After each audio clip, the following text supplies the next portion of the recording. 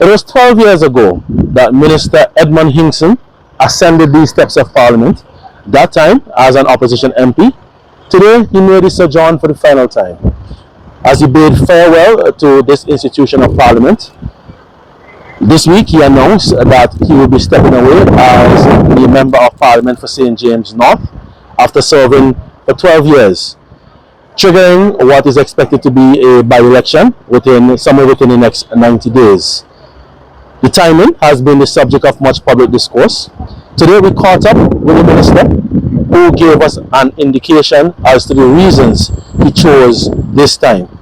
And based on what he has to say, it was just the right time. Minister, as you walk up these steps of Parliament, what most likely is going to be your last time, walk us through your feelings at this point.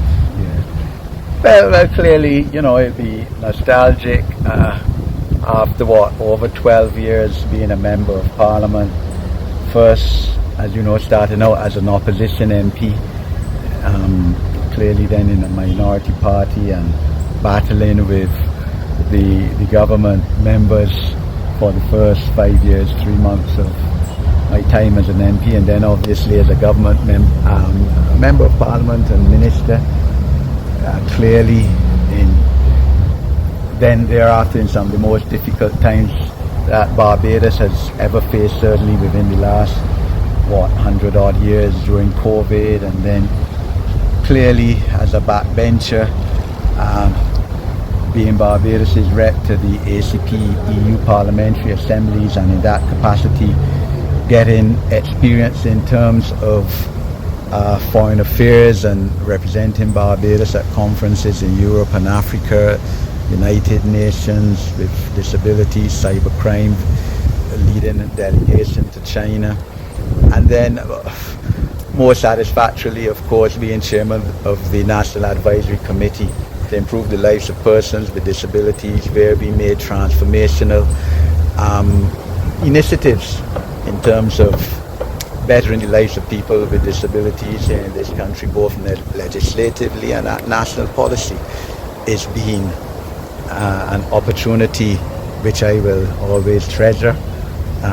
From the time I was a teenager, I started preparing myself on the possibility of being a parliamentarian and working towards that. I always wanted to do national service. The family I come from instilled in me that you have to give back to this country, and that I was an individual who had had the best of the educational system in this country which it had to offer, and the family background that I come from. A lot of people don't know that I'm the fourth member of my family to be in the elected Parliament of Barbados. Liz Thompson, of course, now the most honourable is the third. Dame Elmy Bourne, who was the first female Member of Parliament, was my father's first cousin, and her father before that is my father's uncle. That's the kind of background that we come from, and both Liz and I, from the time we were young, it was instilled in us that, look, you have to be part, if you have the opportunity, of the national development of Barbados. That's the highest form you could, highest contribution to make to the development of your country. This is where it is done in terms of the laws.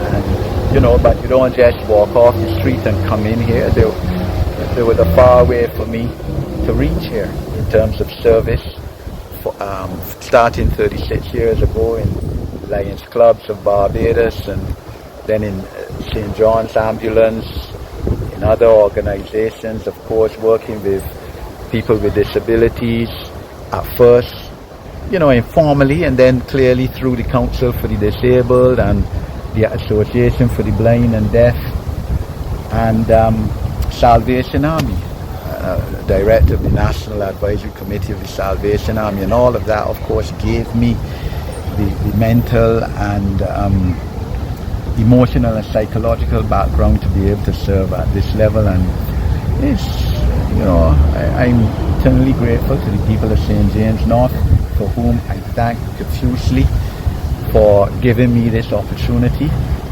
and Barbados Labour Party. I'm wearing the Barbados Labour Party pin today too. Through has been the instrument that has given me this opportunity to serve as the